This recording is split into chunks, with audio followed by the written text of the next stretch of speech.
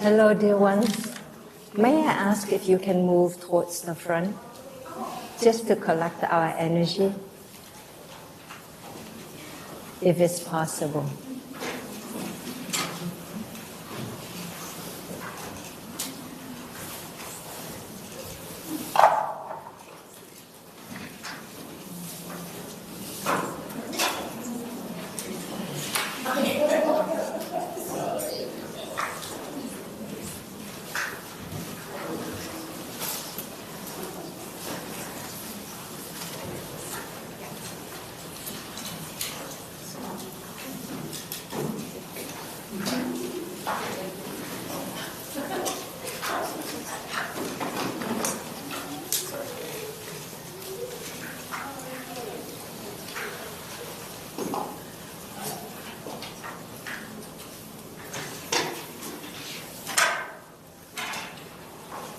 Dear beloved Dartmouth community, thank you for being here with us. Thank you for having us. You can see that we have monastic brothers and sisters from Deer Park Monastery in California, and also from Magnolia Grove Monastery in Mississippi. So we are here, 11 of us. We're here for 1 week. And we're just very honored and grateful to have an opportunity to be here, to interact with the faculty members, the staff, the students. We feel very welcome and supported. So, thank you, dear. To begin my sharing today, I'd like to invite you to just come back to your stable posture. Very interesting chairs.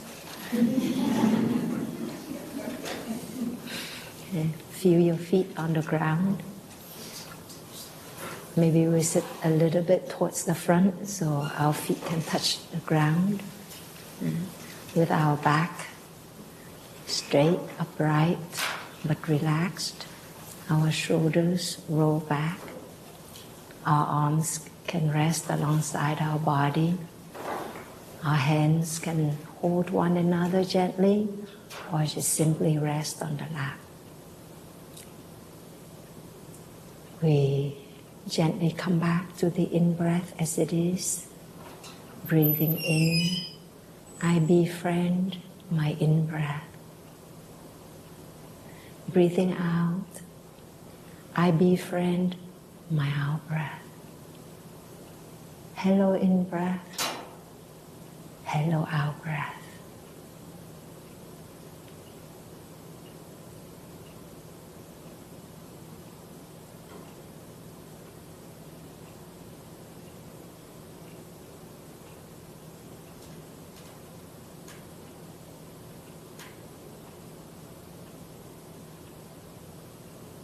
Breathing in, I befriend my body.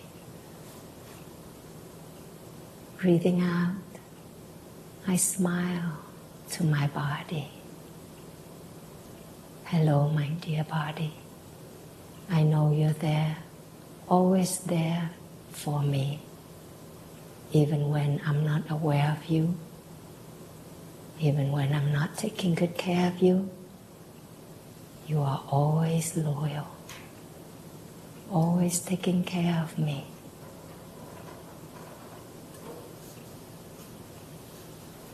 Thank you, my dear body.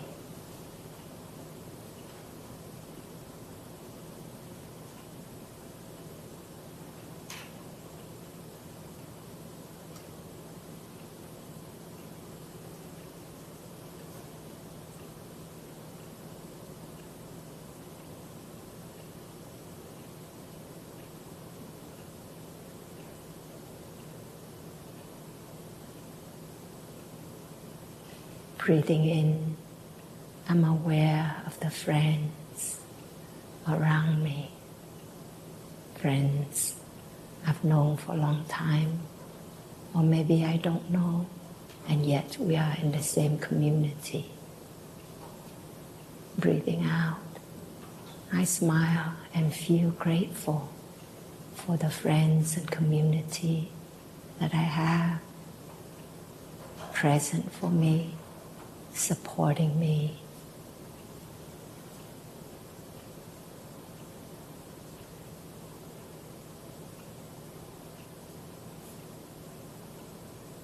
Thank you for being there.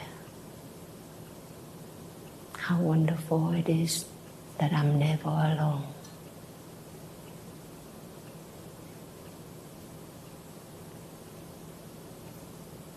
Let us continue to follow our breathing as we listen to 3 sounds of the bell.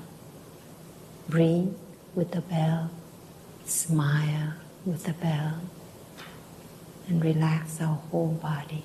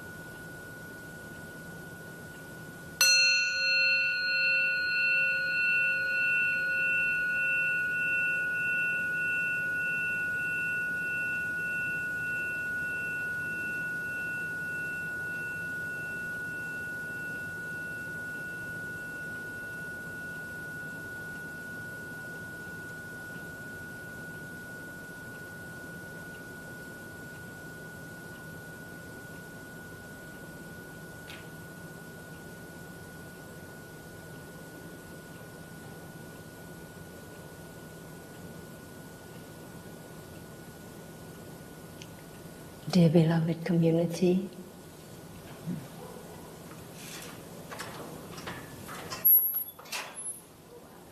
today I'd like to share with you the practice of mindfulness and how it can help us to be sustainable in a changing world, in the midst of suffering, in our individual lives, in our society, and in our world.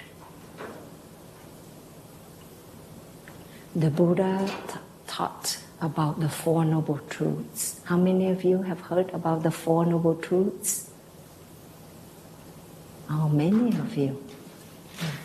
So after the Buddha achieved enlightenment, the very first teaching he offered was on the Four Noble Truths. And the first Noble Truth states that there is suffering. Noble Truths. This is my dream comes true. We got a blackboard. Literally a blackboard writing with chalk. Wow. The Four Noble Truths. The first one is the acknowledgement that there is suffering.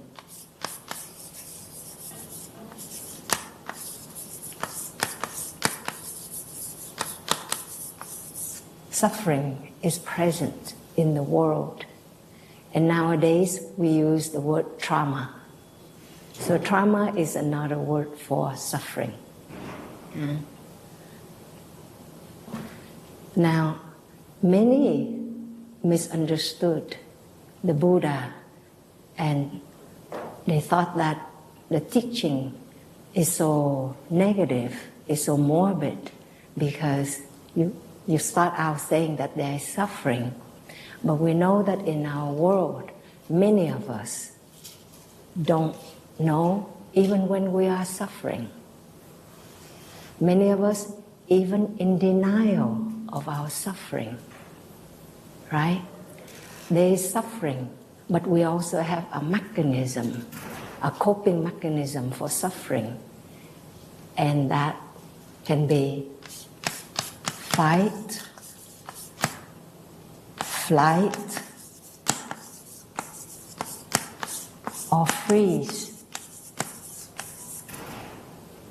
That is a coping mechanism. We can have a combination of all three, or one can be more predominant. Fight, many of us have very noble causes, right? We fight for environmental sustainability, and we fight for human rights, for gender rights. We fight for the freedom of certain countries. We fight for peace. Yeah, like so we see the suffering and we fight. We want to change it, but it is also a coping mechanism. We need to recognize that. It is also something very instinctual that it depends on our genetic predisposition, our personality, that some of us will instinctively fight when there is a challenge, a difficulty, a hardship. Now some of us, we will adapt the flight response. Another word for flight can be denial. Right? We don't want to face the situation. And I heard that the United States is unique in the sense that we are the only country that actually said that climate crisis is a hoax. So this is denial. And I also learned that denial can be an acronym for don't even know I am lying.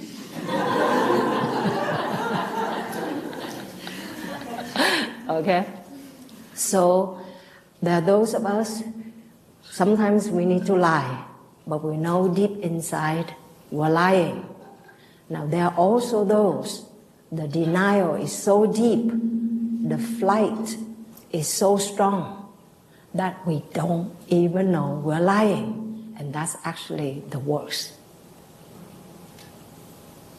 It's a lot worse.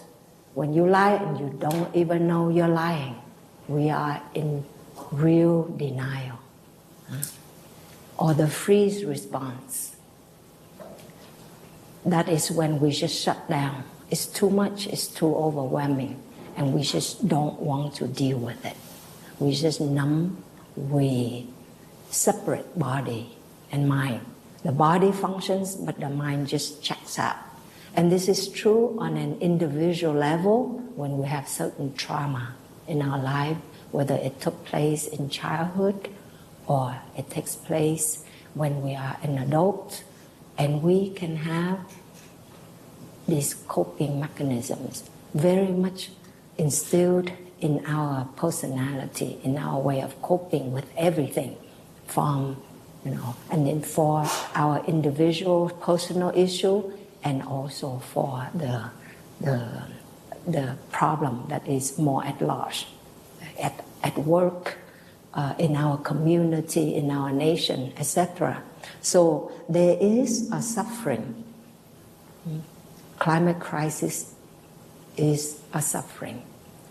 But on top of that, our unhealthy, negative coping mechanism is another layer of suffering on top of the suffering.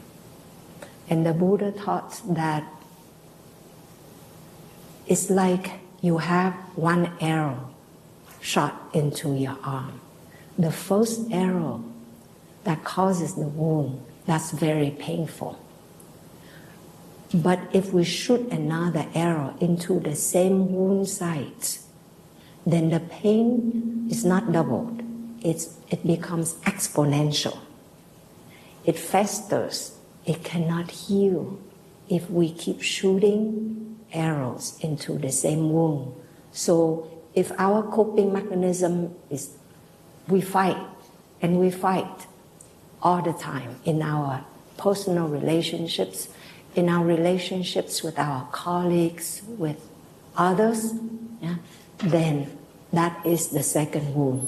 Or denial, that is a serious wound that we cause, that the wound that will never heal, that is never addressed, right?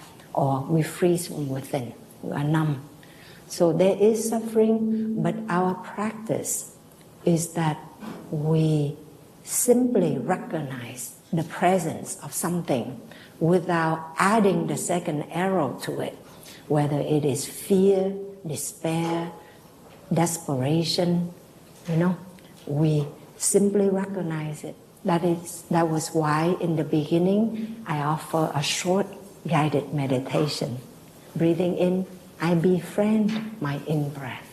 Breathing out, I befriend my out-breath. We learn to recognize the breath as it is without saying, that breath is good or is bad, is short or is long. We just recognize it as it is. And that helps us to be able to be neutral. It's a training, it's a mental training. Just like breathing in, I'm aware that I have a body, that there is pain in my joints, there is a cut, there's an abscess, there's something not well in my body. Breathing out, I embrace this wound, this pain, this discomfort. You see, that's simple recognition. And then we learn to embrace it, to be present with it, so that we don't fight it, we don't run away from it, we do not shut down. Simple recognition is in itself very healing. We can confront what is without being inundated by it, overwhelmed by it. So let us listen to one sound of the bell. In our Plum Village tradition, we use the sound of the bell, translated as the sounds of the telephone that you have, or the sounds of the siren, bird songs, pleasant sounds, unpleasant sounds. When you hear them, just simply breathe and smile and just relax your whole body.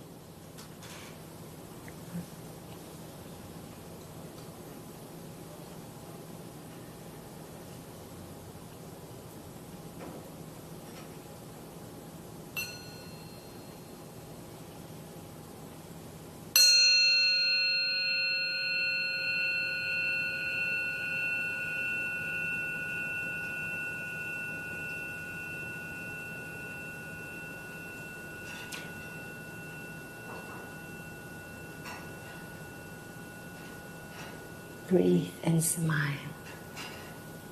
Relax our body, and we can relax our thoughts and feelings and strong emotions with the out breath.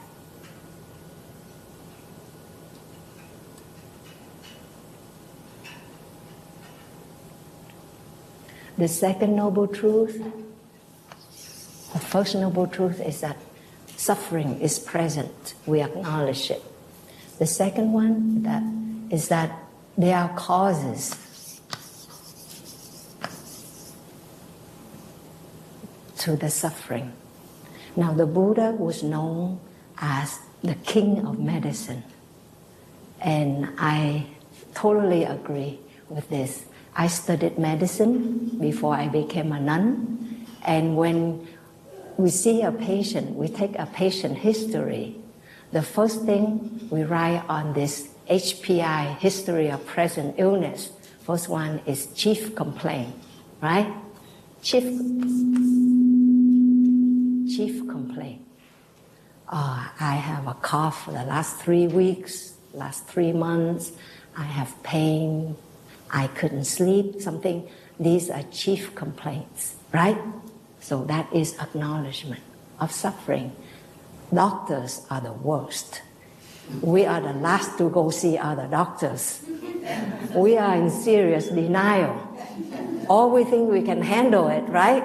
So we don't go see other doctors until it becomes very bad, very serious. So you see, chief complaint. That's very important to acknowledge that we have certain problems, whether it's physical or mental. Now, causes to suffering. That is when a doctor would ask. So, for example, if I have had a cough for a month, when it starts, is it worse when you are awake, when you're sleeping? Does it produce sputum? Right? Do you have fever, etc., etc.? Other people in your family have this symptom. We want to rule out TB. We want to rule out COVID nowadays. Yeah? So causes, the Buddha said that there are causes to suffering and we need to look into them. But if we don't acknowledge the presence of suffering or we keep fighting all the time, sometimes we don't look into the causes and we actually compound the problem with our negative, unhealthy coping pattern. Right? So causes of suffering. And we see that another teaching of the Buddha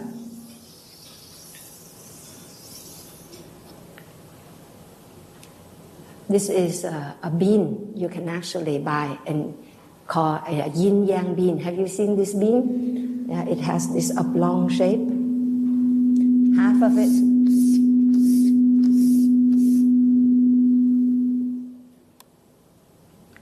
of it is black and half of it is white. And on the black side there is a white dot. And on the white side there is a black dot. I really like this blackboard because literally I can say that this is the black side, this is the white side. It's called a yin yang bean. In the black there is the white, and in the white there is the black. This is a teaching on interbeing.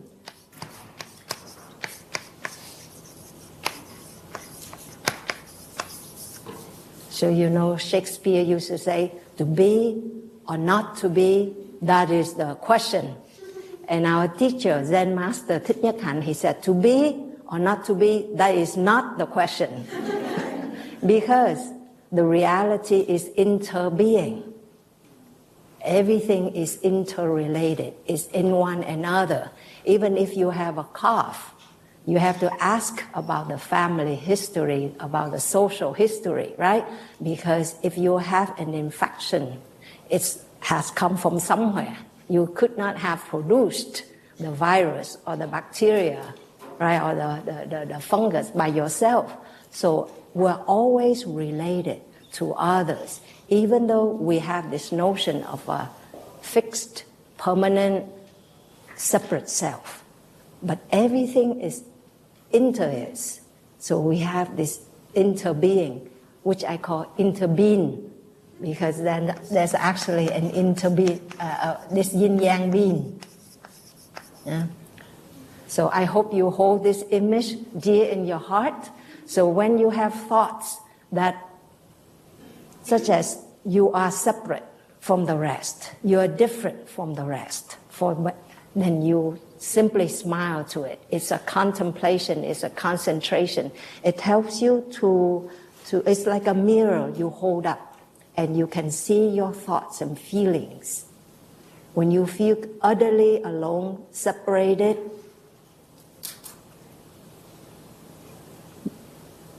you breathe and smile and remember you are never separated and alone, and you are certainly not fixed.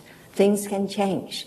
The body is always is always changing. Everything is in constant flux.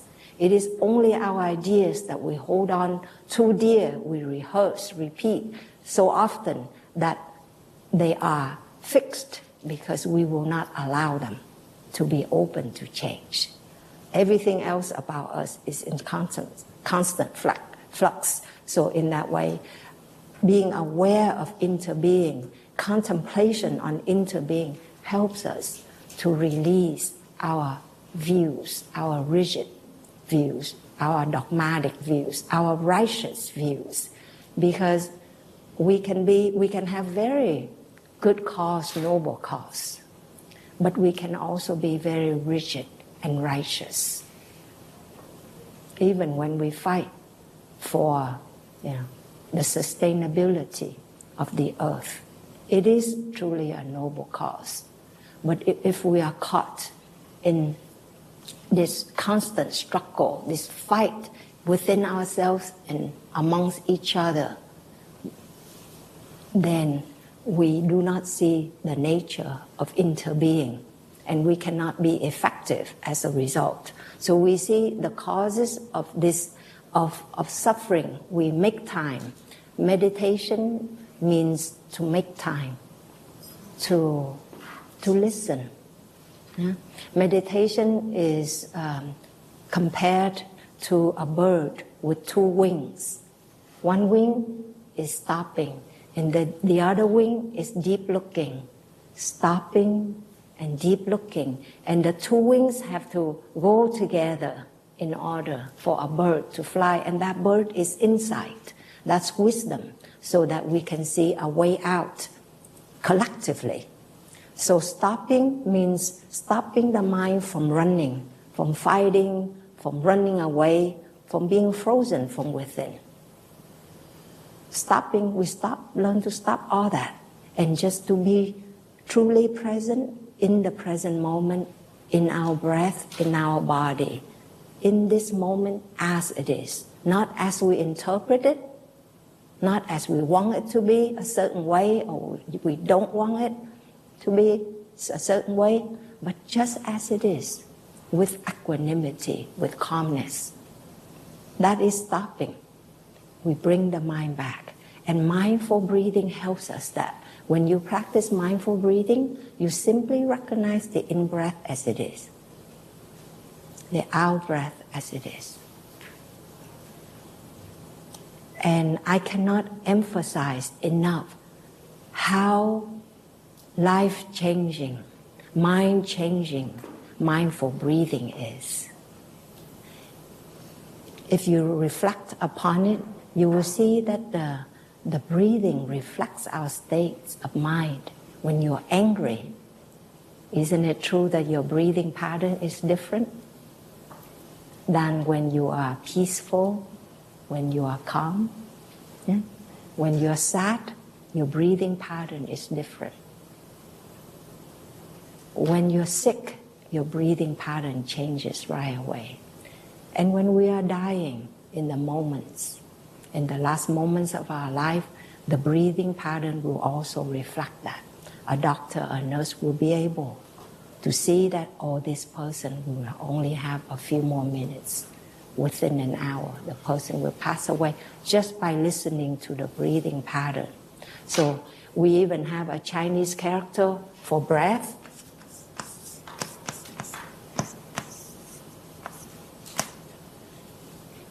And the upper character, this is from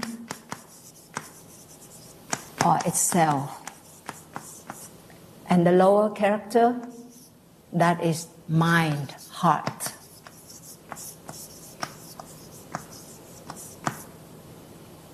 The breath is from the mind, from the heart. The breath is the mind, the heart itself. Isn't that wonderful? Yeah.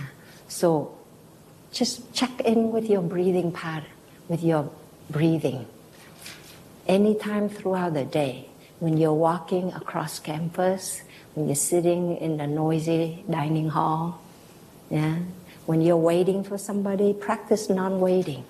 Simply put aside your electronics I see that we are so preoccupied. This is also a mechanism of denial, of flight and freeze, when we are always looking at the screen, always checking email or checking social media, all that, that is a way to escape our life, our difficulty.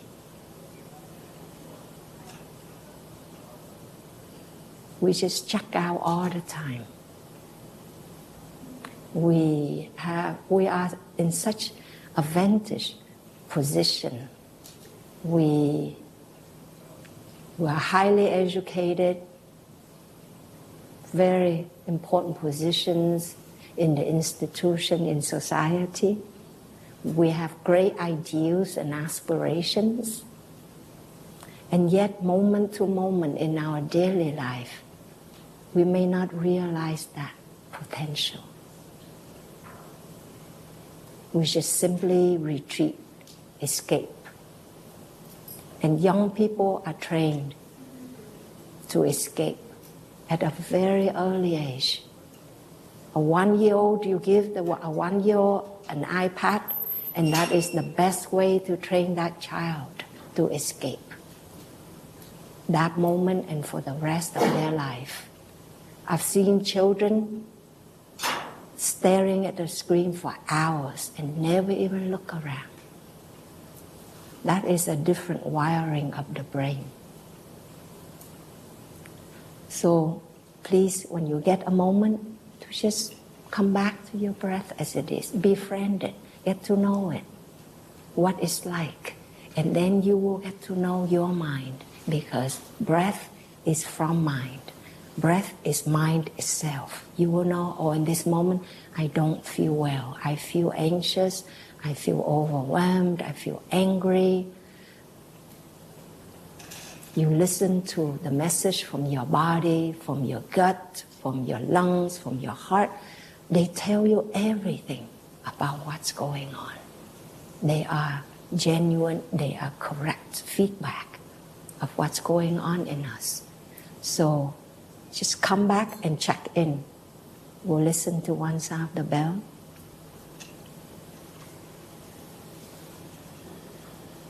Breathe and smile and just simply recognize what is present right now in our breathing pattern, what is like, short or long, heavy or light, quiet or loud, laborious.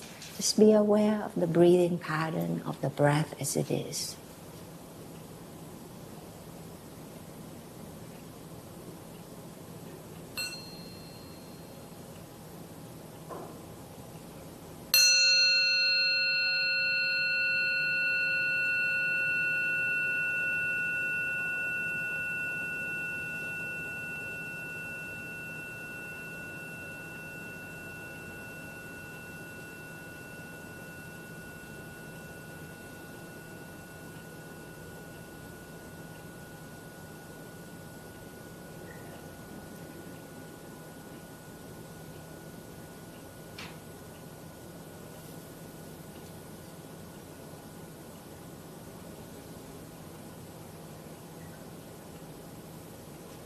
When I was a first year medical student at UCSF, School of Medicine, I had a professor. She was an oncologist.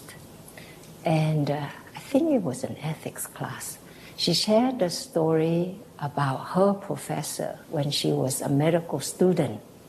And her professor received a Nobel Prize in medicine. And in his speech, he shared that over the last 50 years, I have become a great scientist, but I have not become a better person. And that really moved her and shaped the way she studied medicine and practiced medicine. And when she shared that story to our class, it also moved me a lot.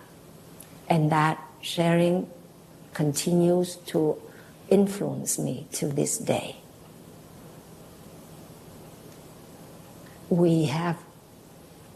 noble cause. We have great aspirations.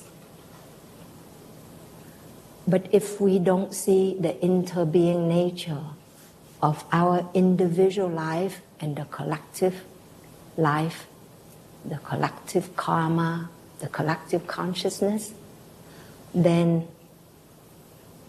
we are not really bringing positive change or long-lasting change. Because in the individual, there is the collective. In the collective, there is the individual. So we need to learn, we need to practice to be a better person for our own sake, for the sake of our family, small community. That's very important. Now, we as monks and nuns, we meet every week, many times a week. We will have meeting amongst the sisters, the fully ordained sisters, amongst the fully ordained brothers, and then between the Dharma teachers, the elders in the community, within our own hamlet, and then together. So every week we have at least 1 or 2 meetings. And we are ordained as monks and nuns. We have very similar aspirations. We want to transform our suffering, and we also want to help society. We have a lot of commonality. And yet in meetings, we can also be so disagreeable. I went to see this chiropractor, and he's very spiritual. He is a great spiritual teacher. And he said to me, "Sister D, you have suppressed anger." And I thought, how can I have suppressed anger? I'm a nun. I'm a practitioner. Don't say that, you know. So I said, I don't have suppressed anger. What are you talking about?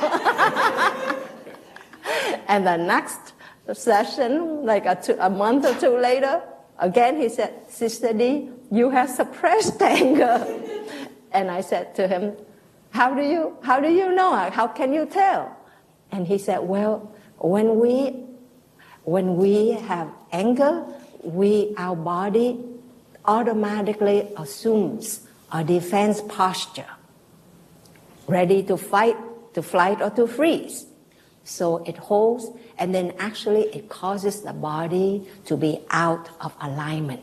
Like your shoulder, one side is higher than the other, your hip, one side is higher, you know, and it actually, literally, the body is out of alignment. And we have muscle tension, so the body speaks, even though seriously, honestly, I didn't think I had suppressed anger. But I took that to heart and I watched myself, and surely enough, I have suppressed anger. So in meetings, somebody will propose an idea, or I propose an idea. Very noble. Okay, let's have more retreats so that lay friends can benefit from. Let's have more days of practice. Some other sisters will say, no, the community needs to rest. The community needs to consolidate, to have more time together. We shouldn't do too much outreach. And I can hear myself.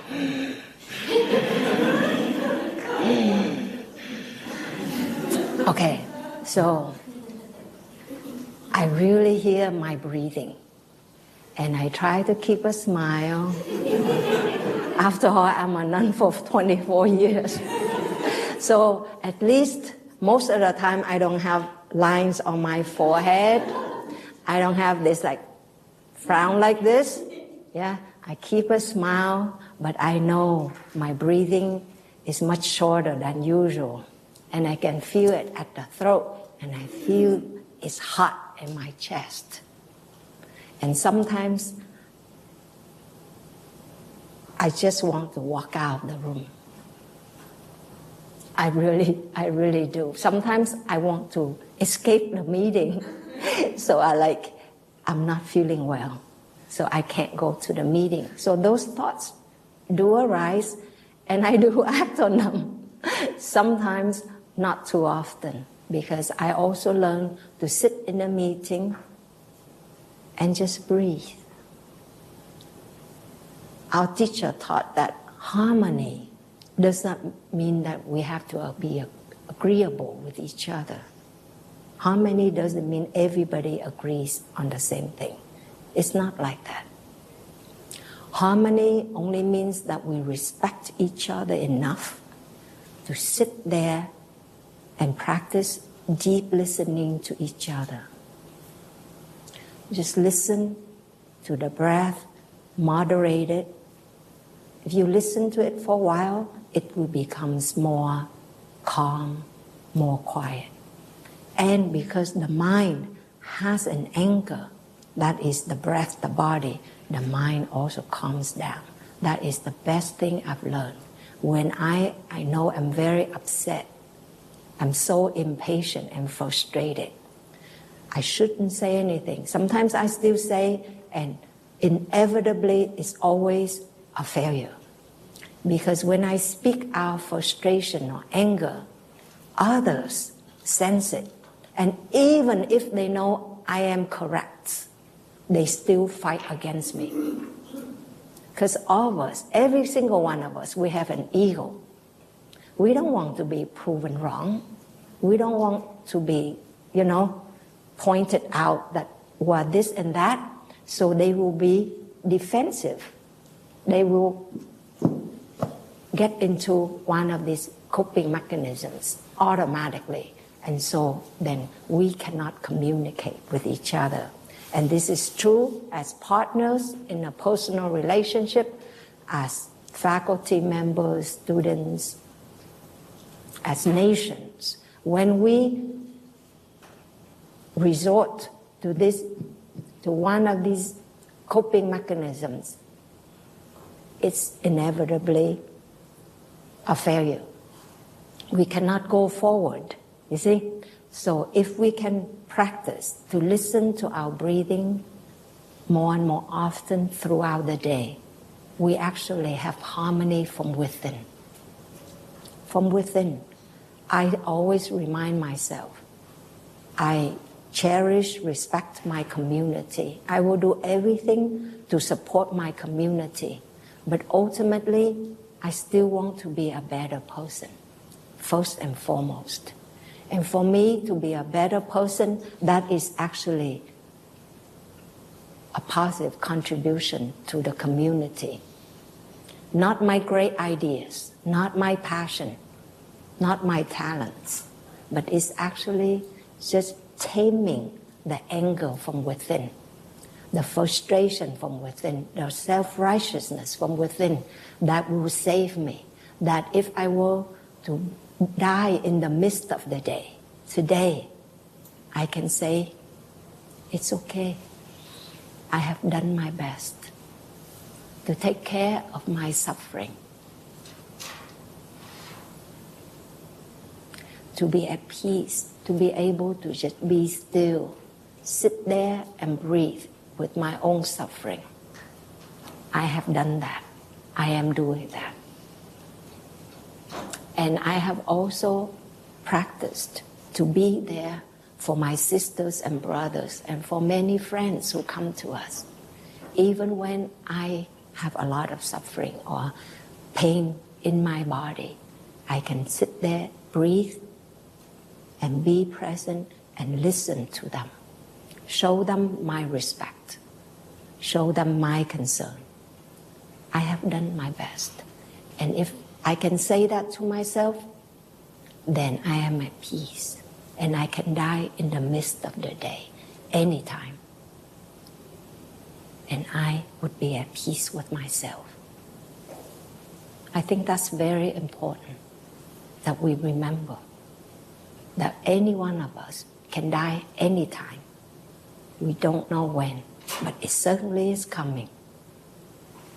So to be a better person, not a great scientist only, not a great professor, not a great peace activist or environmentalist, but a better person to ourselves and to those around us.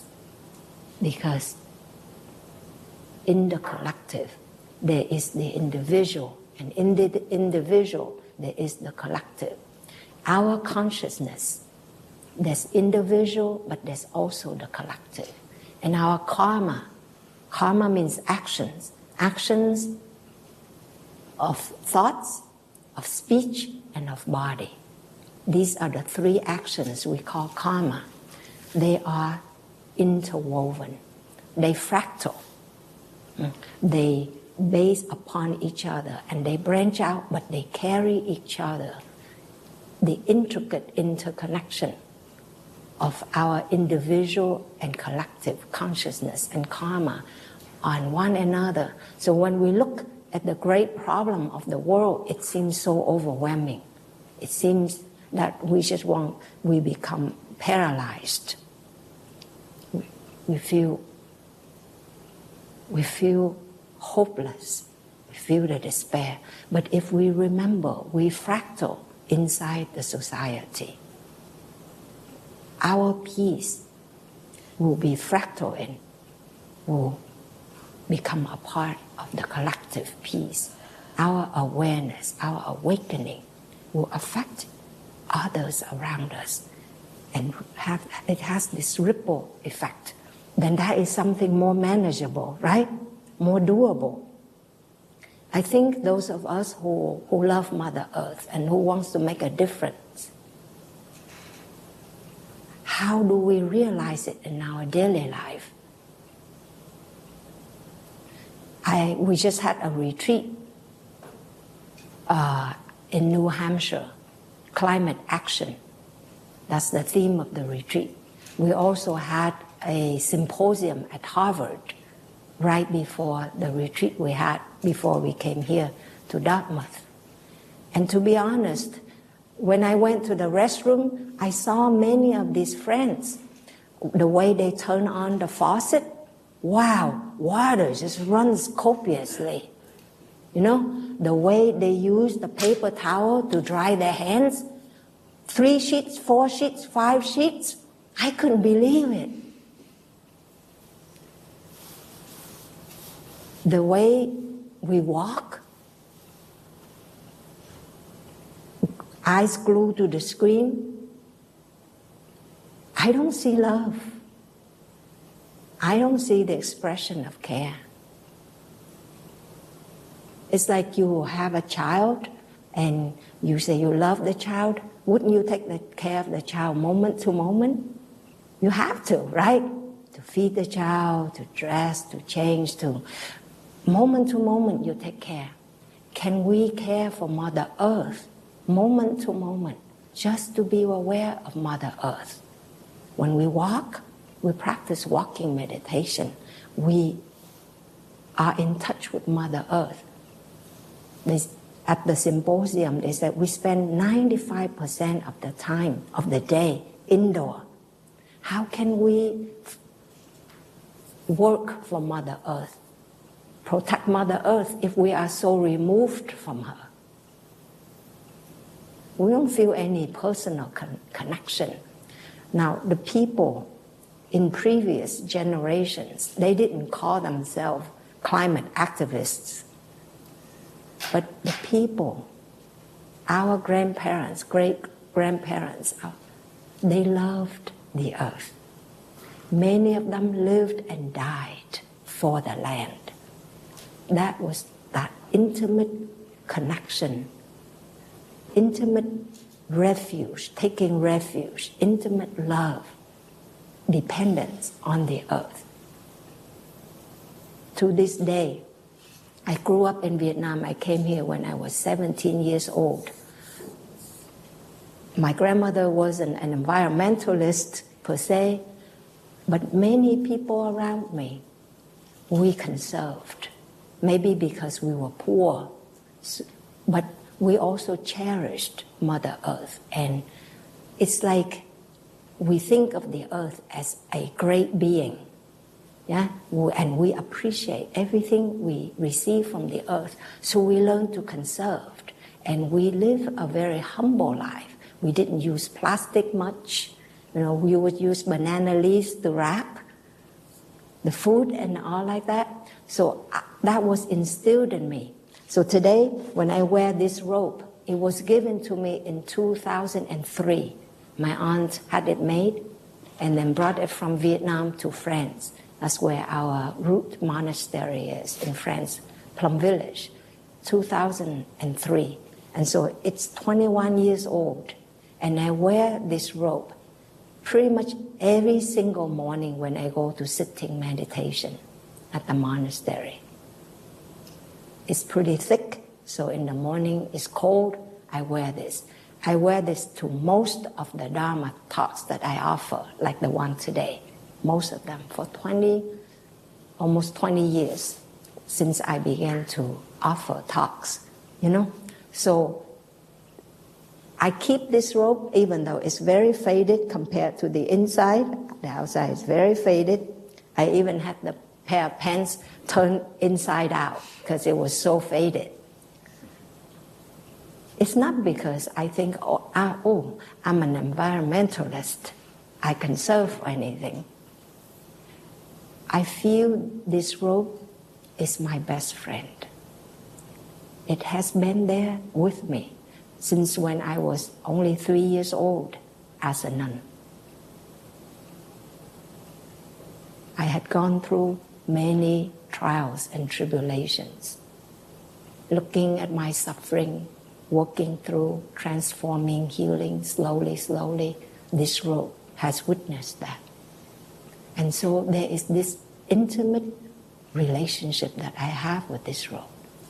And if I were to have another robe, that's easy. But nobody would want this robe first and foremost. But no other robe will carry this much of weight. Does it make sense? So when we love something, when we love somebody, and we put our efforts to take care of that person, of the earth, it will be more genuine. It will be more sustainable.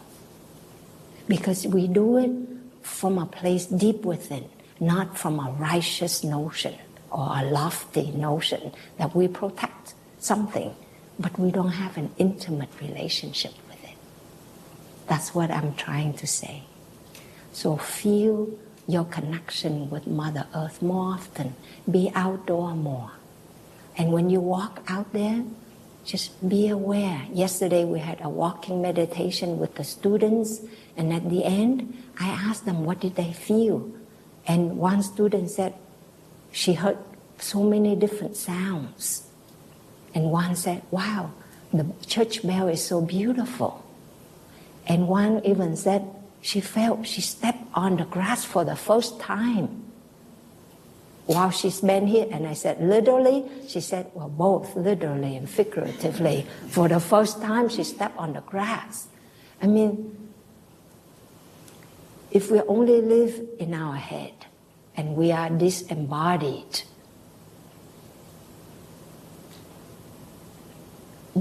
this mind is a great mind, but it's also a great distraction.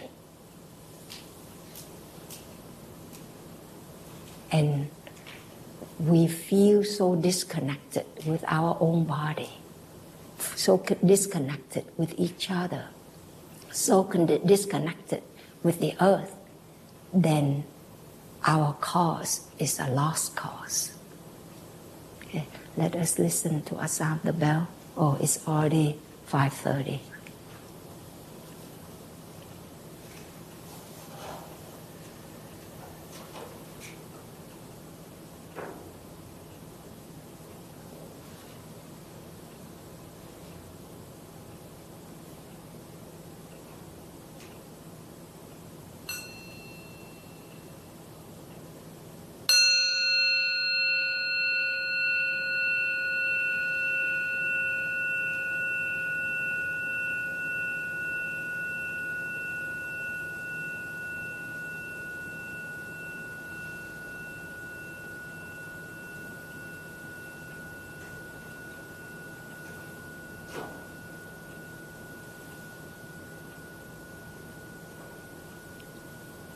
So please be kind to give me a few more minutes.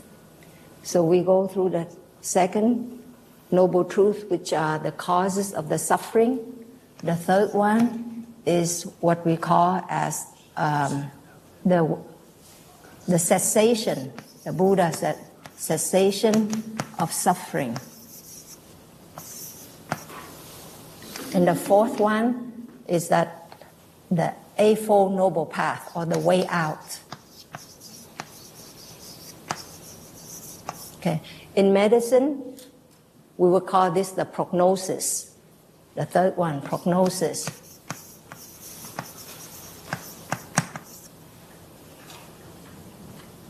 How likely will you be able to be healed, to cure the illness, the suffering? The Buddha is very optimistic. He said that suffering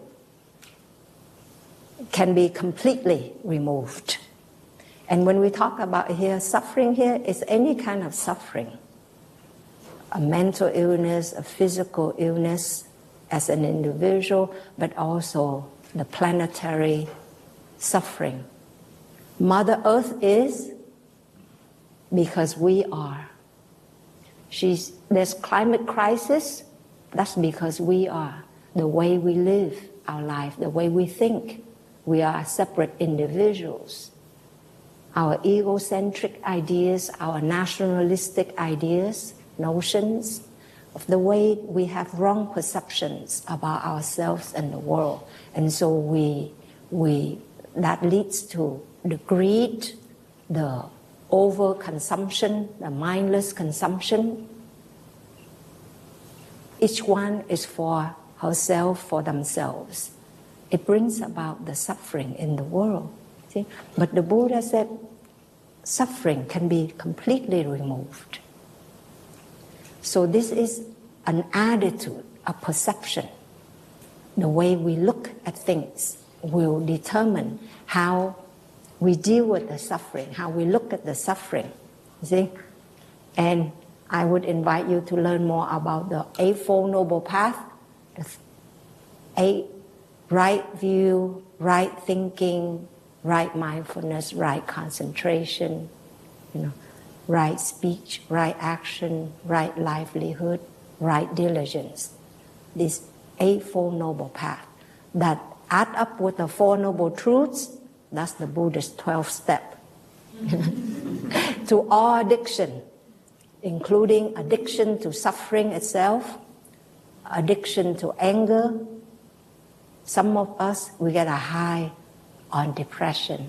Some of us, we had a high on depression. Some of us, we had a high on self-righteousness. That's addiction to suffering. Some of us cling on to the trauma in our life, and we won't let it go. We won't move on in our life because we think that's ours.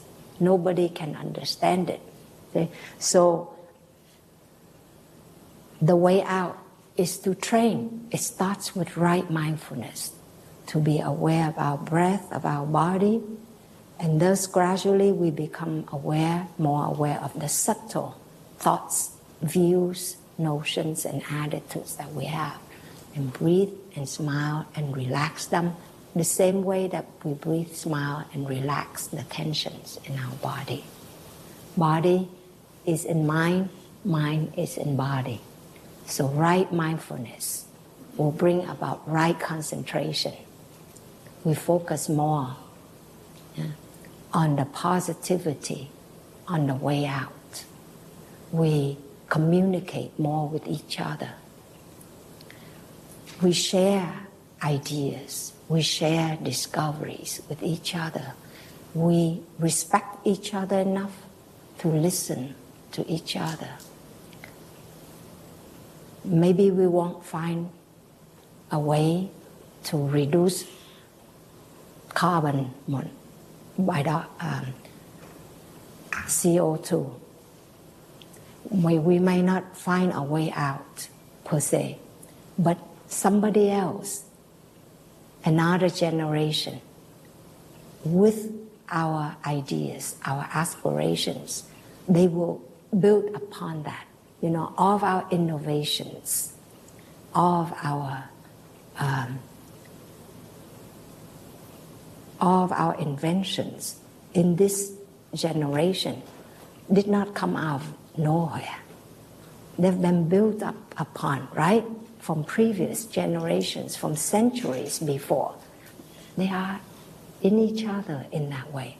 So we need to really communicate, to really share ideas, and to be patient with each other so that we can work towards the common cause. We do that as a family, as a couple. We do that as a department or inter-departments. We, as nations, if we cooperate, if we have the right view of interbeing, we can find solutions. And in the end, really the right view is to be at peace with what is. Impermanence, the Buddha taught about moment-to-moment impermanence. Like moment-to-moment, there are skin cells that slough off, hair cells, that slough off. Everything in us, moment-to-moment impermanence. But there's also cyclic impermanence or periodic impermanence. Like the earth has gone through 5 extinctions and is going through the 6th one. This one is human caused. But even if it's not human caused, at some point it still goes through extinction. You see? So in our daily life, if we learn to be aware of the impermanence of our body, to be aware of impermanence is to cherish what we have right now. Our youth, our health, the presence of a friend, of a loved one. Because tomorrow, they may not be there anymore. We take good care of it. To be aware of impermanence is to cherish and take good care of ourselves and of each other. To be aware of the impermanent nature of Mother Earth is to cherish her, to be with her, to celebrate, to take care, even just take one less sheet of paper. Reuse. Use the other side when you print. This morning, I got a smoothie, and literally I thought to myself, should I get a straw or should I not get a straw? And then I got one, but then in the end I drank and then I returned the straw. I think of that really throughout the day. Sometimes I wash my hands. Most of the time, actually, I just do like this and let it air dry and not use the paper towel. Moment to moment, if we cherish our body, our life, we cherish each other, we show that care for Mother Earth, then really we know that we are doing our best. And we do it from a place of abundance, of love, of care, and not from a place of frustration or anger or righteousness or despair.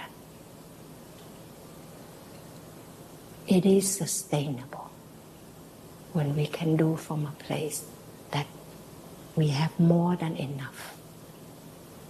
And we care, and we know that something is impermanent.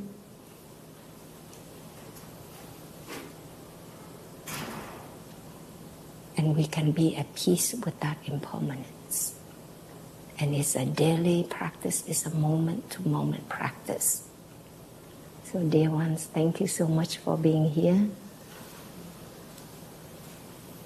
I surely hope you have a chance to learn more about our practices, our mindful practices. We still have 2 days here, but our teachers has more than 100 books.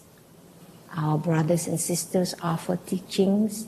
We have retreats at our home monasteries, 3 monasteries in the US. So please make the time to come and practice with us. But in your daily life, if you just practice breathing with the ring of your telephone, try that. Already you will feel a difference. Thank you so much. Let us enjoy 3 sounds of the bell together. We know that this composition of us here, in 2 minutes, it will never be repeated. We will never be the same in this room again. Long live to impermanence. This can be eternal, can be a very special experience, right?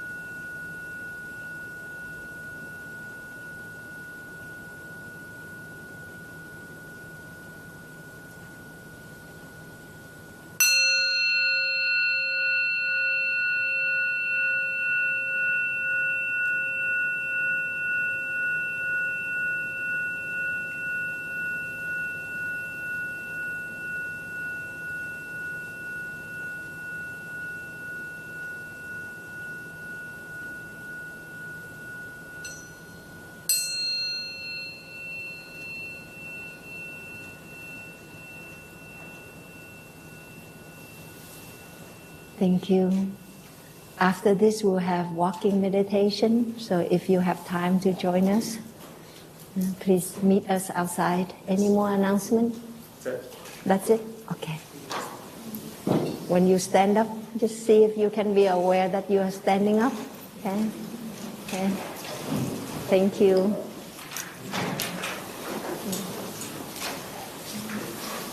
And as you turn to walk, just be aware of the steps. Continue to smile and check in with your breath.